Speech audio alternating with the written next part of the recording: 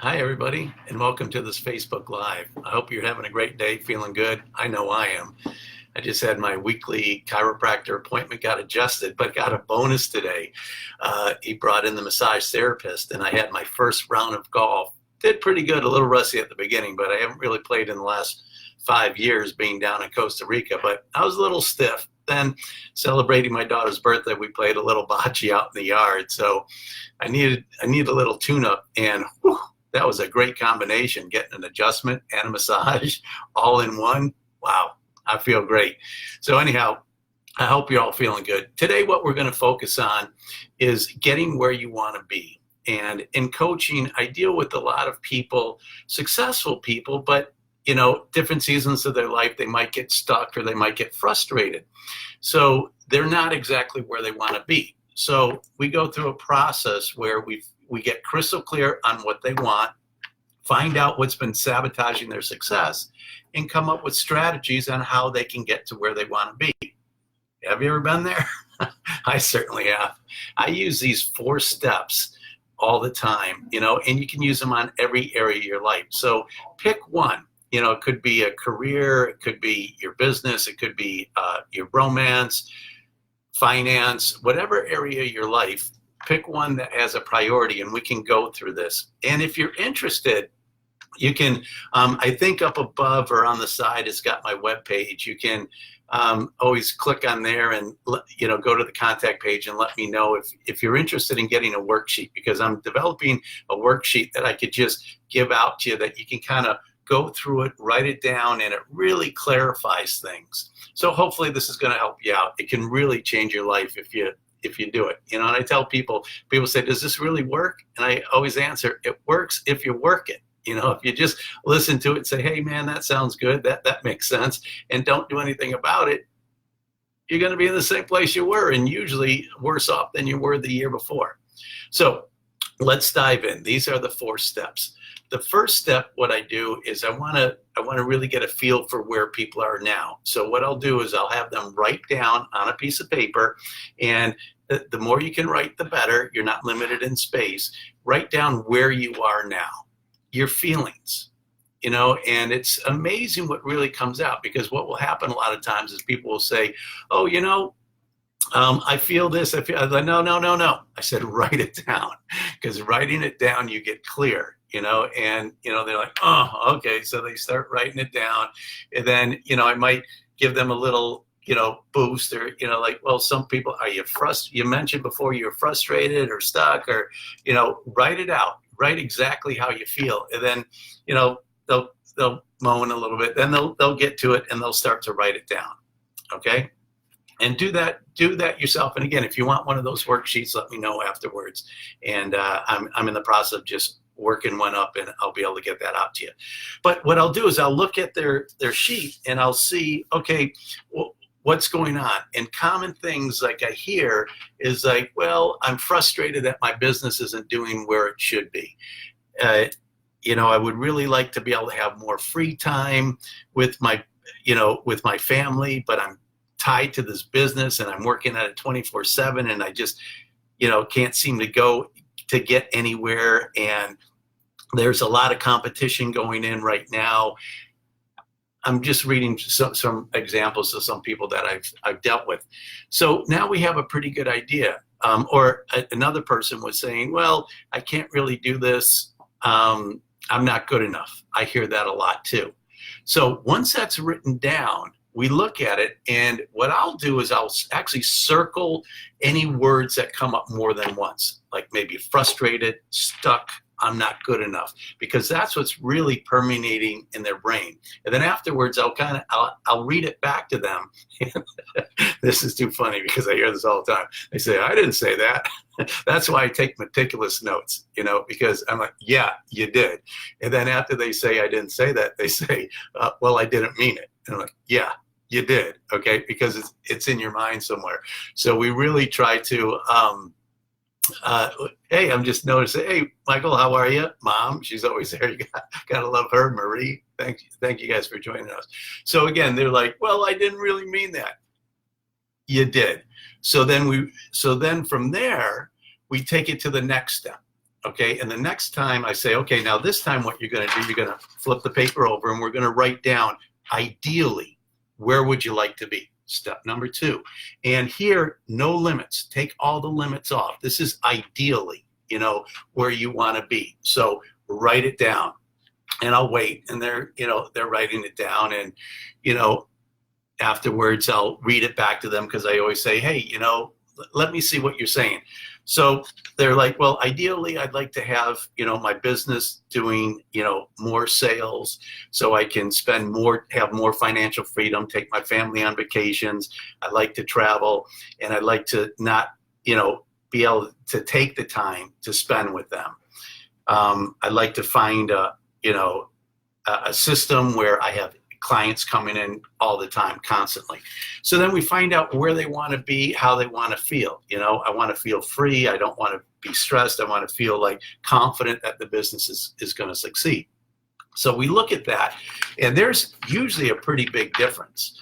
And we got to figure out, well, what's stopping you? Because where you are now and where you want to be, there's a disconnect. And at this point, this is where I say, okay, this is what usually stops people. For one, it could be a feeling or emotion like worry, fear, doubt, lack, resentment, bitterness, hatred. Those are big blocks that stop you from opening yourself up to blessings and good things coming into your life. So we look at the feelings, but we also look at what are some limiting beliefs that you have. And this always blows me away because these people that I'm dealing with, they've had success in their life, but there's times, like I said before, where they might be struggling, or maybe something out of their control happened, the economy or a relationship they're in fizzled out, and they're not really sure what to do. You get caught in this downward spiral. So we really focus on this. So I say, what is stopping you? What are some limiting beliefs that you have? So after we look at worries and fears, and this is included in the limiting beliefs, I'm looking at some notes right here. These are some things that I hear again is, I'm not good enough. I don't work good with others. I get frustrated when I don't get things done. I can't get people on the same page. I'm not organized, and I can't motivate well. Now, again, I'm usually shocked because how have they been able to get through life this much with this thinking? Again, it's a season. So what I'll do is I'll throw it back to them, and I'll say, okay, let me ask you this. Let's say there's a young person that wants to get into business for themselves. And you ask them and you say, okay, well, what's your thought process on that? What's going through your mind? What are you thinking about? And then I take this and I say, what advice would you give me? And I say, well, I really want to start my own business, but I'm not really good enough, and I don't work good with other people. I get frustrated when I don't get things done, and I can't get people on the same page. In fact, I can't even motivate people well. Now, what would you tell this young person? And then the light bulb goes off. They're like, oh my God. I tell them, if you're thinking this way, you're not going to grow. And I'm like, well, okay, what would be some better thoughts? So now we go to the fourth step, and this is where the fun begins, is because now you look at your limiting beliefs and any resentment or bitterness or, worries. Another thing that comes up with worries is, what if this goes wrong?